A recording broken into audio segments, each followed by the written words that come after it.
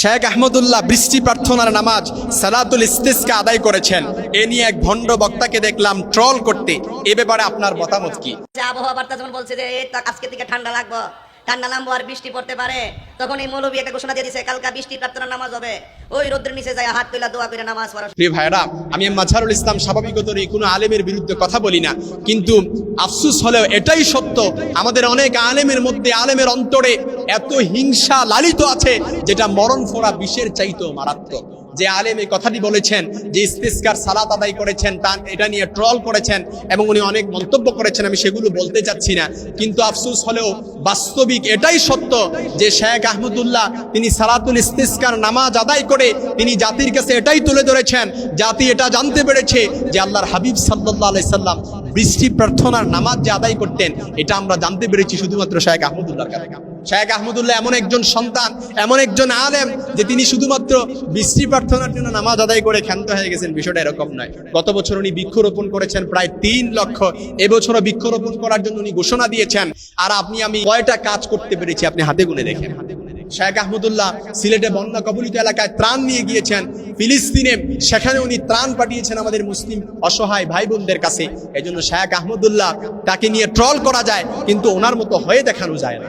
এজন্য যারা ওনাকে দিয়ে ট্রল করেন, আমি তাদেরকে বলতে চাই, আপনার ভেতরে যে হিংসা লালিত আছে, আপনার ভেতরে যে মরণ ফোড়া বিষ আছে, এটাকে দূরীভূত করেন, তাহলে দেখবেন আপনার অন্তর ক্লিয়ার হবে, আমল আল্লাহ তাআলার কাছে কবুল হবে। এজন্য প্রিয় ভাইরা, আলেমদের করণীয় হচ্ছে, আলেমদের কর্তব্য হচ্ছে জাতিকে সতর্ক করা, জাতির কাছে সতর্ক বার্তাগুলো পৌঁছে দেয়ানো, এটা নিজেও প্র্যাকটিক্যাল করা, এই বার্তাগুলো পৌঁছে দেয়া। এজন্য শেখ আহমদুল্লাহ সালাতুল ইস্তিসকা বৃষ্টি প্রার্থনার নামাজ উনি আদায় করেছেন। এমনই কি এই গরম থেকে যেন জাতি রক্ষা পায়, মানুষ যেন এই গরমের অতিষ্ঠ থেকে, গরমের প্রকোপ থেকে মানুষ যেন হেফাজতে থাকে, এজন্য উনি বৃক্ষরোপণ করার জন্য ঘোষণাও দিয়েছেন। এ ব্যাপারে উনি কাজও করেছেন। আমি ওনার ভেরিফাইড পেজে দেখলাম যে উনি ঘোষণা দিয়েছেন যে বৃক্ষরোপণ করার জন্য। এজন্য আমরা যেইভাবে পারি বৃক্ষরোপণ করব। এজন্য শেখ আহমদুল্লাহর যে কাজগুলো, মানবিক কাজগুলো, এই কাজগুলোকে নিয়ে ট্রল করা যায়, কিন্তু ওনার মতো কাজগুলো করে দেখানো যায় না। এই জন্য আমি তাদেরকে বলতে চাই, যারা শেখ আহমদুল্লাহকে নিয়ে ট্রল করেন, আপনি আগে একজন শেখ আহমদুল্লাহর মতো কোনো একটা কাজ করে দেখান, কোনো একটা কাজ করে দেখান। আমি মাজহারুল ইসলামকে নিয়ে ট্রল করা সহজ, আমি মাজহারুল ইসলামকে নিয়ে কথা বলা সহজ, কিন্তু আমি মাজহারুল ইসলাম হয়তো জাতির জন্য কিছু করতে পারে নাই, কিন্তু শেখ আহমদুল্লাহ এমন একজন ব্যক্তিত্ব, ওনাকে নিয়ে ট্রল করা সহজ, কিন্তু ওনার মতো হয়ে দেখা সহজ নয়। ওনার কাছে অনেক এলিট পার্সন লোক আছে। আমি শেখ আহমদুল্লাহকে যতটুকু চিনি, যতটুকু জানি, ওনার সাথে আমার মাঝে মাঝে কথা হয়, আমি যতটুকু ওনাকে চিনি, উনি এতটা নম্র, ভদ্র এবং এতটা সরল মনা মানুষ। ওনাকে আমি অন্তর থেকে ভালোবাসি শুধুমাত্র একটা কারণে, কারণ ওনার মতো ব্যক্তিত্ব সম্পন্ন মানুষ আমি খুব কমই দেখেছি। এই জন্য আমি বলতে চাই, যারা শেখ আহমদুল্লাহকে নিয়ে ট্রল করেছেন, যারা ওনাকে নিয়ে কথা বলেছেন, তথাকথিত যে বক্তা ওনাকে নিয়ে কথা বলেছে, আমি বলবো আপনি ওনার মতো আগে হয়ে দেখান, ওনার কোনো একটা কাজ আপনি করে দেখান। উনি জাতির জন্য যে অবদান রেখে গেছে, আপনি এ পর্যন্ত কয়টা অবদান রাখছেন?